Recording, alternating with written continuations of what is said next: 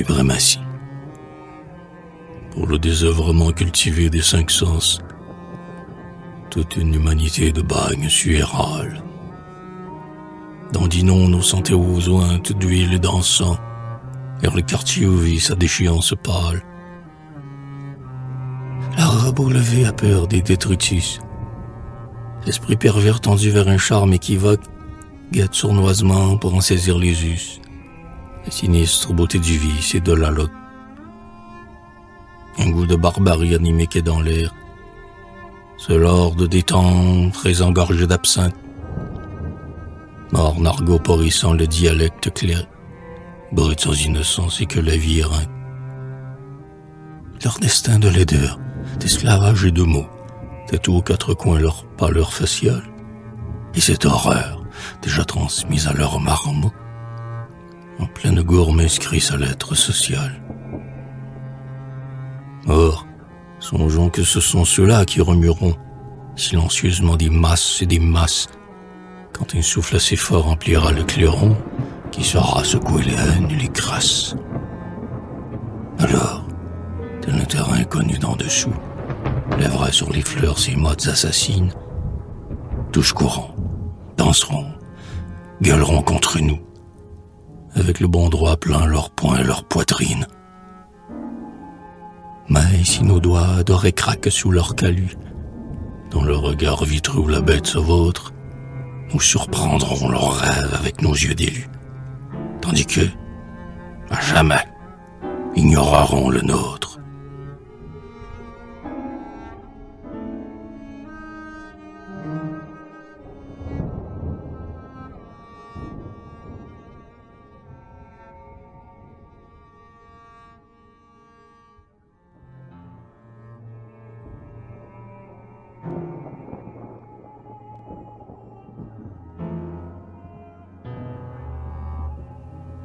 Conseil, amis, ne versons pas de douces larmes chaudes, parce que sous nos yeux défilent les troupeaux.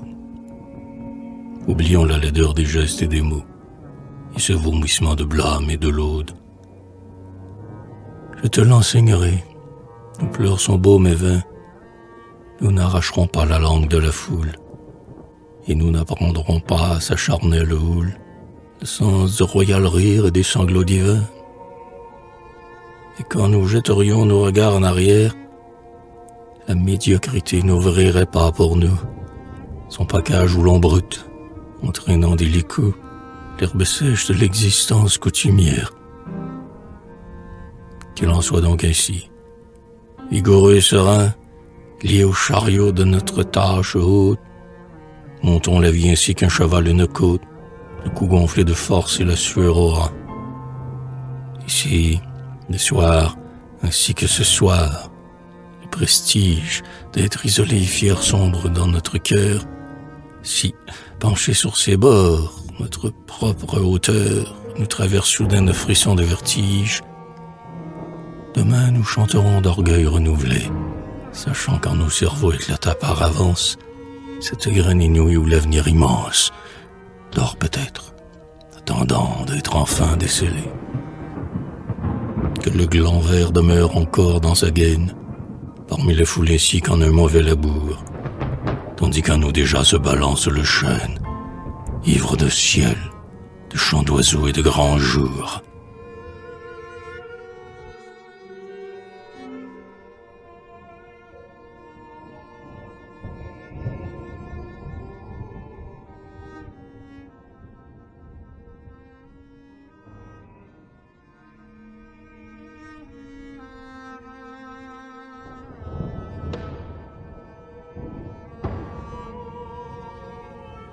Quelques mots. Ceux qui n'entendent ni ne voient, que tous ceux-là demeurent dans le lieu commun de la morale, tirant la langue sous la charge capitale des vertus, des devoirs, remords, etc. Le temple gardera pour eux ses portes closes, les bestiaux soumis n'ont droit qu'à du labeur. Les hongres n'ouvrent pas leurs yeux à la splendeur, et ce n'est pas pour eux que mûrissent les roses. Pour ceux qui, s'étant mis à chercher, ont trouvé, ou cru trouver, murés au fond de leur trouvaille, que leur sérénité magnifique se raille du déluge à l'abri de l'arche de Noé. Et pour ceux qui se sont usés dans la recherche, dont la voix s'effausse et en décrit le point, cassé contre des huiles qui ne s'enfoncent point, les noyés dont les doigts n'ont pas saisi la perche, qu'ils se laissent, ceux-là, voguer au fil des eaux. Ils peuvent terrasser l'arbre de la science, du bien et du mal, et sur lui se mettre en danse, malgré qu'on les regarde avec des yeux si gros. Car c'est pour cela seul que la nature est grande, qui n'auront de remords que pour l'omission, qui boiront et qui mangeront leur passion, au cœur de toute source et de toute provende.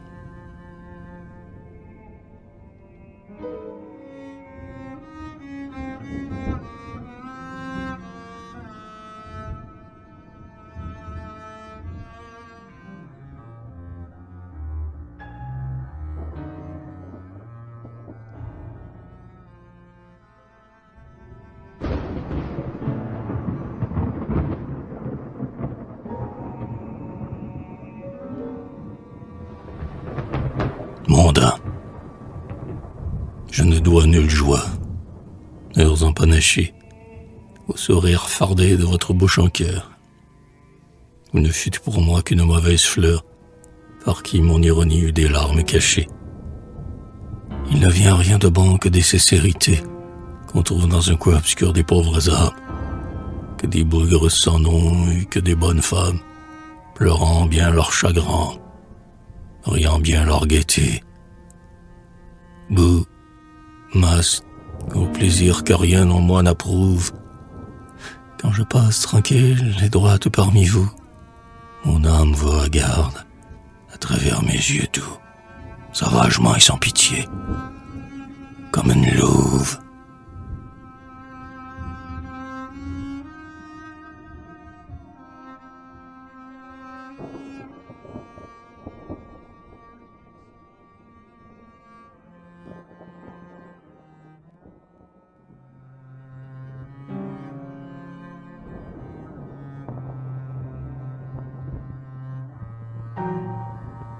Femme, complexe chair offerte à la virilité.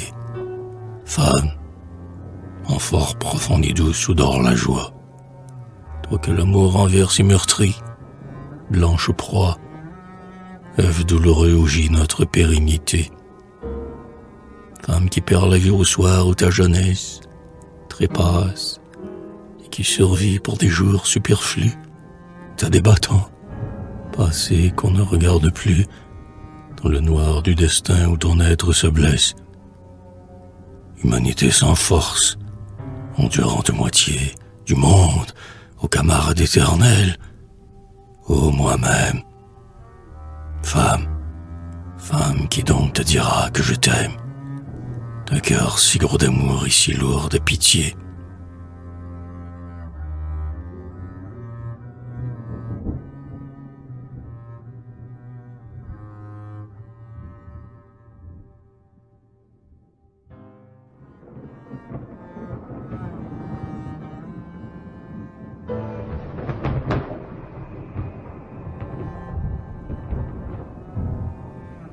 Les adorer, droite parmi l'orgueil qui dresse les corolles, femmes, dames, j'ai vu vos royautés de chais.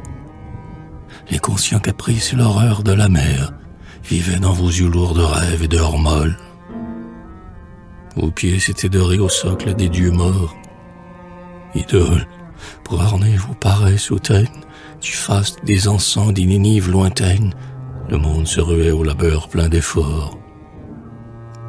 J'étais pour vous le feu des pierres dans les mines, le suc profond des fleurs, les manteaux des oiseaux, et les fils d'or flambaient dans le vol des fuseaux, et l'on vous dévoie la blancheur des hermines. Car vous seul étiez sans animalité, pleine de grâce, aux surlices des pêches mûres, et lorsque vous passiez, frêle dans vos parures, la splendeur des saisons redoublait de beauté.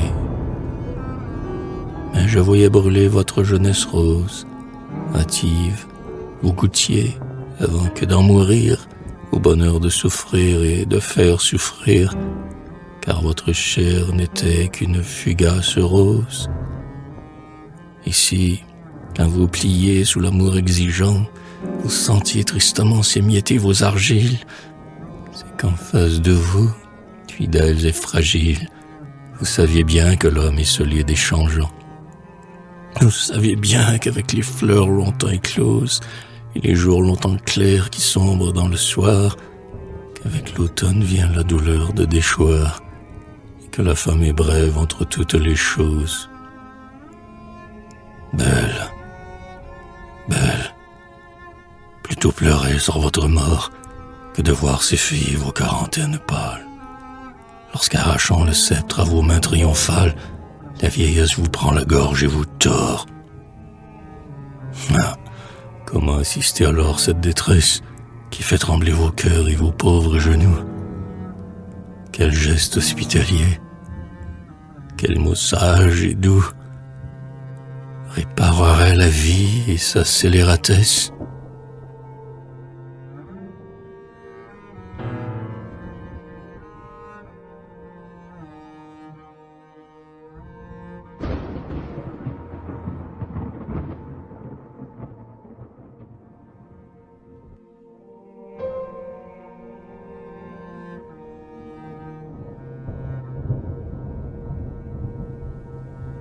Les esclaves, avec nos regards nus sur la réalité, que ne transfigure l'arc-en-ciel d'aucun prisme, nous regardons marcher vers votre morne héroïsme, grelottant en hiver et suant en été. Vous, compagne de ceux que mange la fabrique, vous, épouse qu'on bat, et vous, maigre catin, sans phare dont rehaussez vos pauvres sens éteints, qu'assaille le désir brûlant comme une trique. Notre destin nous frôle, austère et grimaçant. Nous avons vu, penchés au trou d'or de nos portes, aux paupières sensibles, aux faces aux joues mortes, aux chairs de notre chair et sang, de notre sang. Nous avons vu vos fronts et leurs rides précoces, disant l'enfance sans berceau ni fiction. La vie a fait de vous une âpre abstraction, regardant par deux yeux remplis d'heures atroces. Enceinte de misère, enceinte de laideur, vos flancs couvrent l'horreur des races accroupies, qui vivront comme vous, loin de nos utopies, l'esclavage éternel et muet du malheur. Tous les rêves sont morts.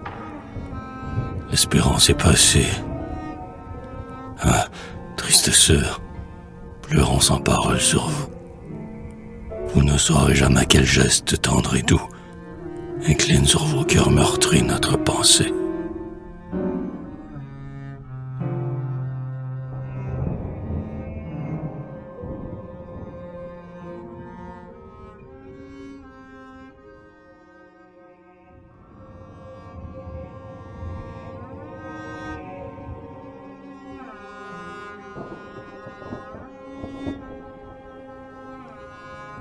Pro Armenia, Arménie empourprée et lointaine, il fallait peut-être qu'ainsi fût Taras assassiné. Quand les petits ont bu le sang au lieu du lait, toujours la liberté des peuples en est née.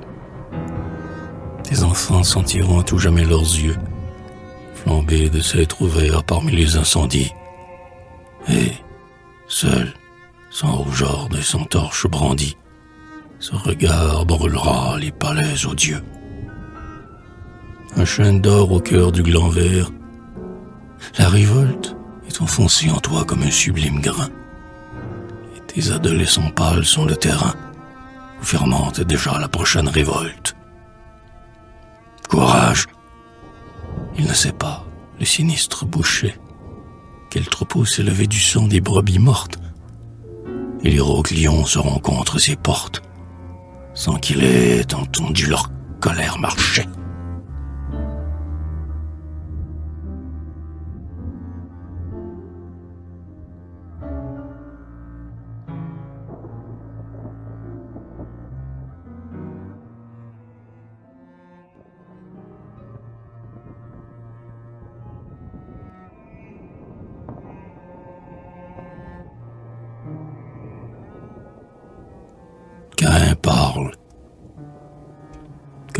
parle les nuits à ma pensée.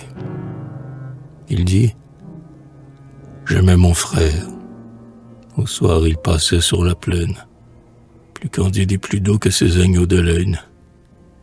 Je l'aimais dans mon cœur, mais non dans mon esprit, car mon esprit planait hors ma chair bestiale, au-dessus de mon frère, au-dessus des troupeaux. Et lorsque nous marchions, forts, également beaux, velus du même poil, dorés du même mâle, je songeais, l'un et l'autre, et dès que le jour luit, nous donnons notre force à la journée active. Mais, comme si j'étais une bête rétive, le père ne veut point ma face devant lui. Il nous a cependant tirés des mêmes bouts, et moi je ne me sens coupable d'aucun tort, pour qu'ainsi son dédain fasse brûler mes joues. Et je suis devenu l'inventeur de la mort. Honte, cette leçon sanglante de justice, moi, faible, je te l'ai donnée, ô Créateur. Que n'ai-je mis plutôt l'âge dans mon cœur que d'avoir vu pleurer Ève, ma génitrice. Du flot de sang sorti de mon geste assassin, j'y rougis pour jamais la création fruste. Et tout frère pensif et doué d'âme juste répétera l'orgueil premier de mon dessein. Ah, faut-il que ma voix éternelle défende, toujours, contre l'horreur de l'éternel pouvoir, ceux qui, comme Caïn suant de bon vouloir, usent en vain leurs bras lourds de peine et d'offrande. Ainsi parle, les nuits, le premier criminel, et sur sa face ce sont ses deux mains empourprées, et je vois, lentement, ses tristesses pleurer, ruisseler dans ses doigts pleins de sang fraternel.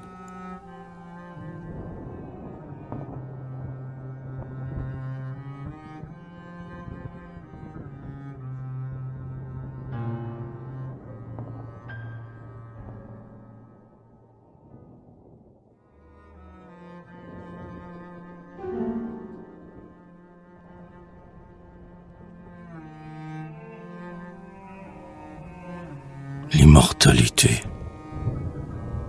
Grands morts ensevelis. Dieu de notre incroyance. Nos yeux n'iront jamais pleurer sur vos tombeaux. La terre n'ouvre pas pour vous le noir repos, où toute foule étend son insignifiance. Vos ombres n'iront point s'abreuver au l'été. Vont les rois du monde oublier leur royaume, car nos mains chercheront toujours vos larges paumes, vivantes de la chair de l'immortalité. La fin de votre corps ne laisse point d'absence, vous dont les cœurs fixés ne sont plus décevants. Vous êtes moins passés que nous, jeunes vivants, qui sommes les défunts de notre adolescence. Ah, pour ceux qui voudront y rêver ou pleurer, puisse un jour mon épaule être ainsi maternelle, lorsque viendra le temps funéraire où j'irai joindre ma vaine forme à la terre éternelle.